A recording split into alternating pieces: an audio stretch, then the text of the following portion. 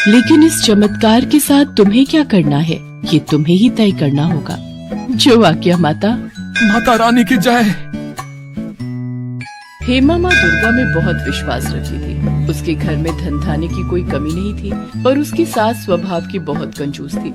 वो अपने लिए तो जी खोलकर खर्च करती, पर कभी भी कोई दान पुण्य नहीं करती थी। अगर हेमा किसी को कुछ देने लगे तो उस पर चिल्ला पड़ती थी, सेब ले लो, सेब मीठे मीठे लाल रसीले सेब ले लो। ओ सेब वाले भैया, ये सेब कैसे लगाए? हेमा बहू, ये हाथ में क्या है? माँ जी, वो मैंने अपने लिए 2 रोटी बनाई थी, पर मुझे भूख नहीं है, इसीलिए 1 रोटी इन बूढ़े बाबा को दे रही थी। वो बहुत भूखे दिखाई दे रहे हैं। चुपचाप रोटी को अंदर लेकर जाओ। आटा इतना सस्ता नहीं है जो भिखारियों को बांटते फिरो। अभी नहीं खानी तो रात में खा लेना गरम करके। पैसों की बचत करना सीखो। ये नहीं कि हमारा हाथ खुला हुआ है, हमारे पास अच्छे पैसे हैं तो हम उसको उजाड़ दें। ला भैया, 2 किलो सेब तोल दे। वैसे तू 100 रुपए महंगे लगा रहा है। चल कोई नहीं। ये लो अम्मा जी। कभी कभी हेमा का मन बहुत दुखी होता था, क्योंकि घर में पैसे होने के बावजूद भी वो किसी की सहायता नहीं कर पाती थी। माँ, आपको पता है आज एक नया ग्राहक जुड़ा है। बहुत अच्छी कमाई होगी इन सर्दियों के सीजन में। उस ग्राहक को हमारी फैक्ट्री के स्वेटर बहुत पसंद आए हैं। ये तो बहुत बढ़िया बात है सुमित बेटा,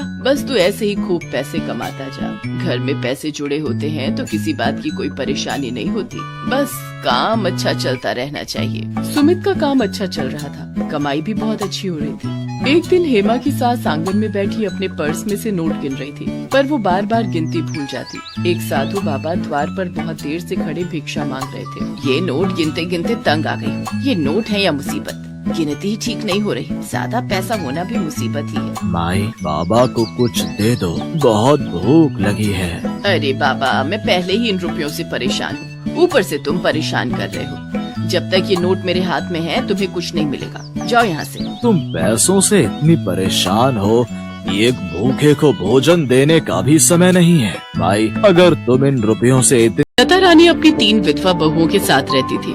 उसकी सबसे बड़ी बहू सपना, मंझली बहू प्रज्ञा और सबसे छोटी बहू चांदनी थी। एक बार जब लता रानी के तीनों बेटे मीटिंग अटेंड करने फ्लाइट से दूसरे शहर जा रहे होते हैं, तभी एरोप्लेन क्रैश होने के कारण उन तीनों की मौत हो जाती है और उसकी तीनों बहुएं एक साथ विधवा हो जाती हैं। वो अपनी तीनों बहुओं पर बड़ा ही अत्याचार करती है, क्योंकि वो उन तीनों को मनहूस मानती थी, जिनकी मनहूसियत की वजह से उसके तीनों बेटे खत्म हो गए।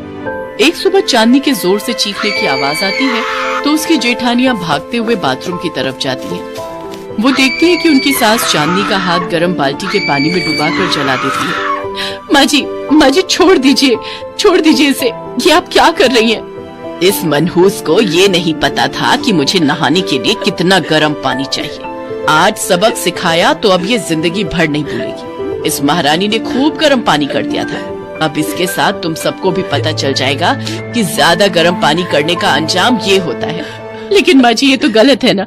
बेचारी चांदनी को कितना दर्द हो रहा होगा, और आखिर उसने गर्म पानी कर भी दिया तो आप उसमें ठंडा पानी मिलाकर उसको नॉर्मल कर लेती ना। अच्छा, तो अब तू उसकी तरफदारी करेगी और मुझे ज्ञान देगी। माफ करना माँ जी अगर हमने कुछ ज्यादा ही बोल दिया हो, लेकिन आखिरकार हम भी तो आपकी बेटियों जैसी हैं। भले ही भगवान ने हमें आपकी बहुओं के रूप में भेजा है, लेकिन आखिरकार एक माँ अपने बच्चों के साथ ऐसा कैसे कर सकती है? एक बात तुम तीनों की तीनों कान खोलकर सुन लो। मेरे सिर्फ 3 बेटे थे और अब वो तीनों इस दुनिया में नहीं हैं। उन तीनों के अलावा मेरी कोई औलाद नहीं है, समझी तुम? आई बड़ी मेरी बेटी बनने। तुम तीनों मनहूसों की शादी जब से मेरे बेटों के साथ हुई थी, तब से उनकी जिंदगी में कुछ न कुछ बुरा हो ही रहा था। उनके बिजनेस में उनको घाटा होने लगा था, उनकी सेहत ठीक नहीं रहती है। लेकिन सबसे बुरा तो तब हुआ जब वो तीनों एक साथ भगवान को प्यारे हो गए। माँ जी, आप ऐसा क्यों कह रही हैं? हमारा भी तो सुहाग गया है। हम तीनों भी तो अपने पतियों से बेहद प्यार करती थी, इसलिए हम